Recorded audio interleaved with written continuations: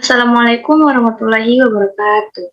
Perkenalkan, nama saya Siti Ratu Syakira Azhara Jannah Putri dengan NIM 2110801038. Di sini saya akan meresum materi tentang hakikat ibadah dari matkul ibadah, akhlak, dan muamalah yang diampu oleh dosen pengampu yakni Pak Nurdin Juhdi.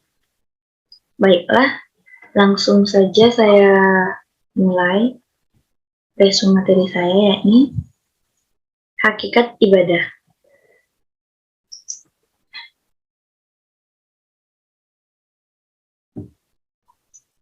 Sebelum kita langsung ke hakikat ibadah, ada baiknya kita untuk mengetahui apa sih itu ibadah.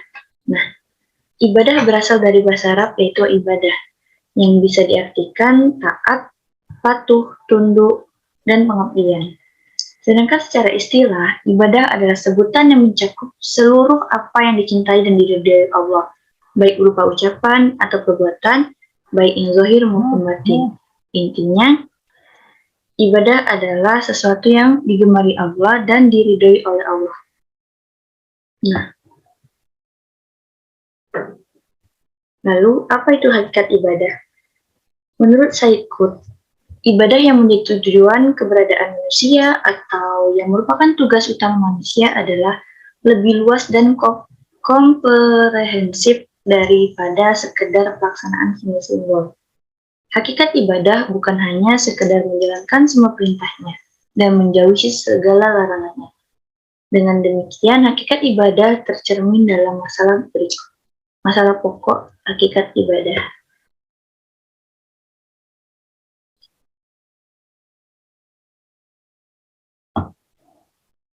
Masalah pokok hakikat ibadah yang pertama yakni mengokohkan konsep penghambaan kepada Allah di dalam diri sendiri.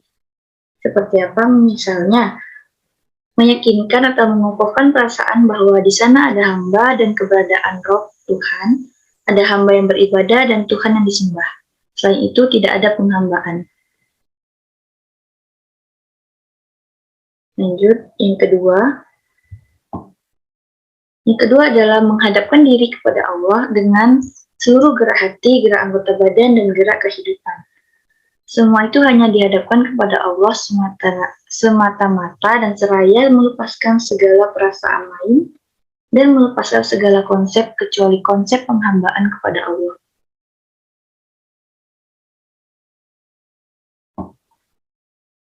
Nah, ibadah terbagi menjadi dua, yakni ibadah mahdah atau ibadah khusus dan ibadah ghairu mahdah atau ibadah yang umum.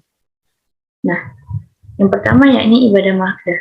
Ibadah mahdah atau ibadah khusus adalah ibadah yang telah ditetapkan Allah akan tingkat, tata cara, dan perinciannya.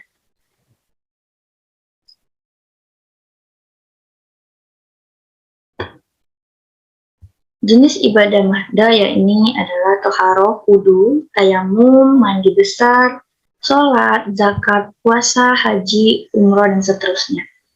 Ibadah mahdah ini harus berdasarkan adanya dalil perintah, baik dari Al-Quran maupun As-Sunnah.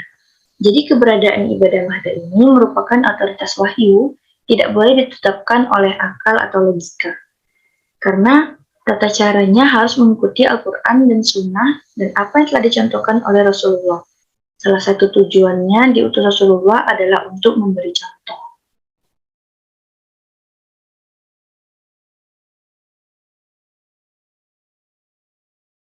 Lanjut, yang kedua adalah ibadah ghairu mahdah. Ibadah ghairu mahdah adalah segala perbuatan baik yang dilakukan dengan niat semata-mata hanya untuk mengharap ridho Allah Subhanahu wa taala. Adapun yang termasuk dalam ibadah ghairu mahdah atau ibadah umum, yakni berdakwah, melakukan amar ma'ruf nahi munkar, belajar atau menuntut ilmu, bekerja, tolong menolong, dan lain sebagainya. Semua perbuatan baik tersebut dinilai ibadah ghairu mahdah ketika dilakukan dengan niat semata-mata hanya mengharapkan ridho dari Allah dan untuk mendekatkan diri kepada Allah. Lanjut. Selanjutnya yakni fungsi ibadah. Fungsi ibadah di sini ada 4. Yang pertama yaitu untuk menumbuhkan kesadaran pada diri manusia bahwa ia sebagai manusia diciptakan oleh Allah khusus untuk beribadah kepada Allah, bukan untuk yang lain. Yang kedua, mewujudkan hubungan antara hamba dengan Tuhan. Mewujudkan hubungan antara manusia dengan Tuhannya dapat dilakukan melalui muqarabah, yaitu sikap merasa selalu dalam pengawasan Allah, dan hudlu, yaitu sikap tunduk kepada Allah. Yang ketiga, mendidik mental dan menjadikan manusia ingat akan kewajibannya.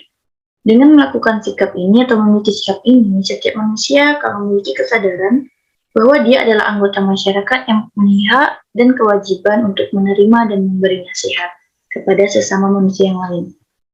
Yang terakhir yakni melatih untuk disiplin. Jika dicermati, setiap ibadah yang Allah perintahkan menuntut pelaku ibadah untuk disiplin, misalnya dalam pelaksanaan sholat.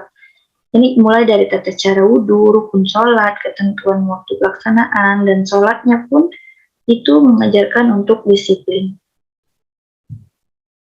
Itu fungsi ibadah. Selanjutnya prinsip ibadah. Prinsip ibadah di sini ada 6.